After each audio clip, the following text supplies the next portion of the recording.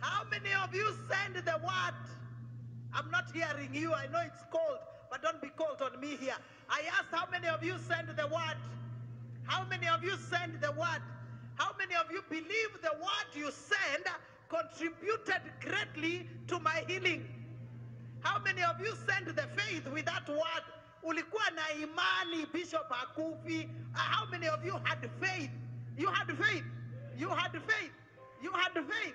Okay, it can even get better. How many of you had faith that even if Bishop Margaret is so sick, she cannot pray for herself, she has no faith for herself?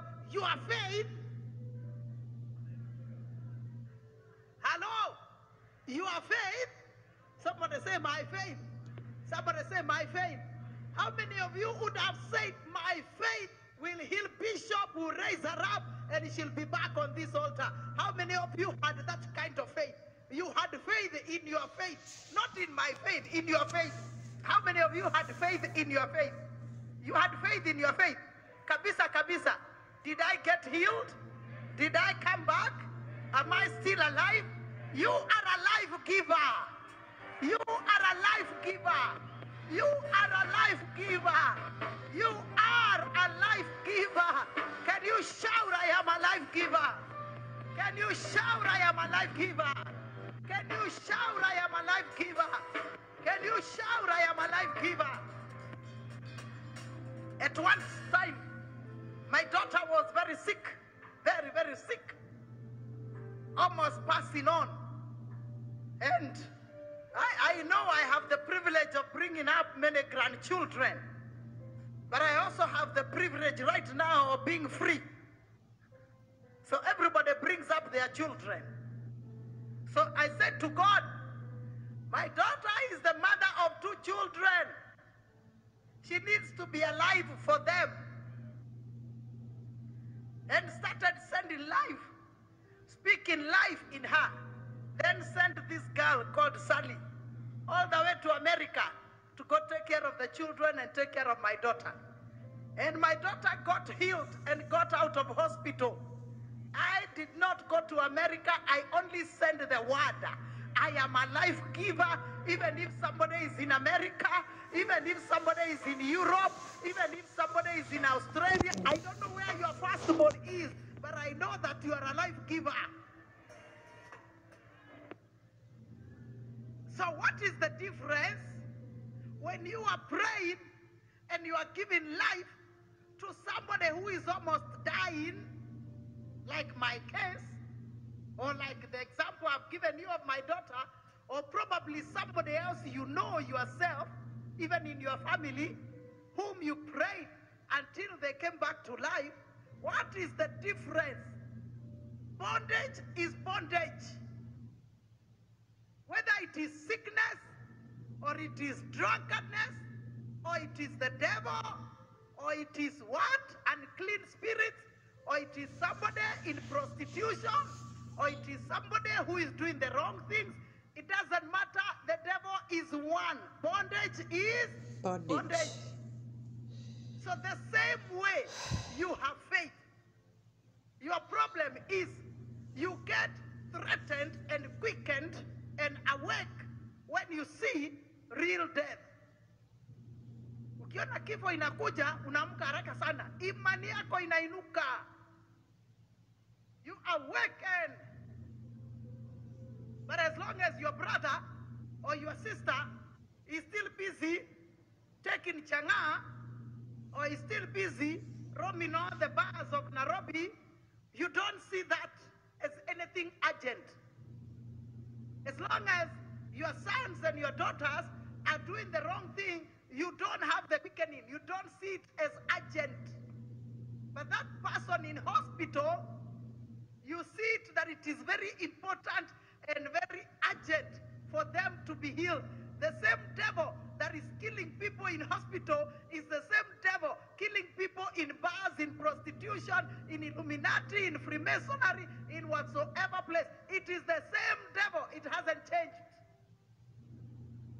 So my brothers, so my sisters, my prayer for you this morning is that there will be a quickening in your spirit Somebody say, in my spirit. In my spirit. A fervency, an urgency. Msukumo wa Roho Mtakatifu. Akusukume akwambie how important it is for you to urgently pray for that person who is your firstborn. It is to God's interest that the firstborns serve him. Not that other people are not important, but more so our firstborns. For the first time, even me, I'm committed for praying every firstborn, including the ones that I would have ordinarily forgotten. Sometimes there are those you don't remember. This time, I've remembered everybody. Somebody say firstborn. Somebody say firstborn. Somebody say, Lord Jesus, awaken my spirit. Quicken my spirit. Quicken my spirit to pray urgently, fervently for my firstborn. You know, you have proven to me that you are life givers. Now I need to prove that the same life that you give in the body, you can give it in the soul.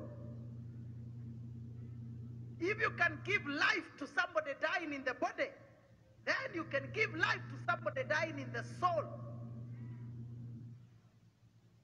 Somebody who is dying of alcohol, somebody in bangi, somebody in drugs, somebody in wickedness. We must give life to them today. Come on, lay down the burdens you have carried, for in the sanctuary,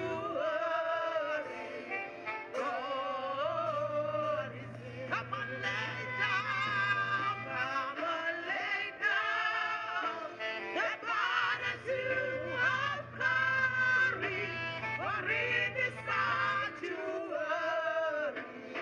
God is here. I know today we have many burdens. I know today we have many burdens, but the greatest burdens, firstborns. Firstborns. Hata kama umebeba watatu, firstborn wako, firstborn step brother ama step sister, ama huku kumbuka step. Bishop, hao watu siwezi wakumbuka. Ebu touch your neighbor for me and tell your neighbor, if your parents were polygamy, there is a firstborn in the other family. Touch somebody for me and awaken them.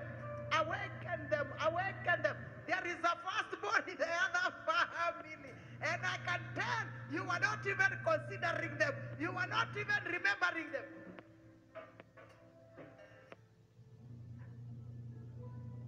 Sasa ni story gani hizo mnaongea?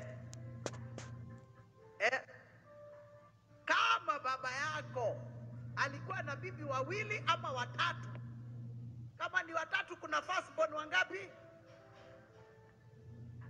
Bishop, hao wachana nao. Hapana.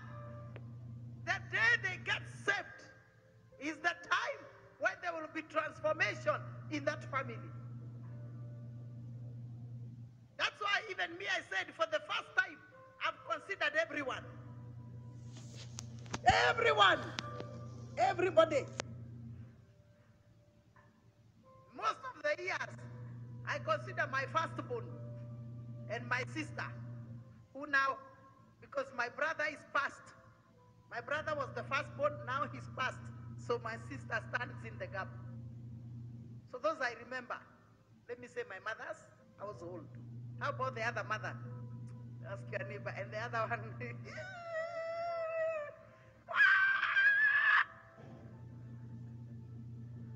Bishop, mnajua kwanza hao ndio walituharibia maisha. We are not on a revenge mission. We are on a blessing mission. Come on, lay down.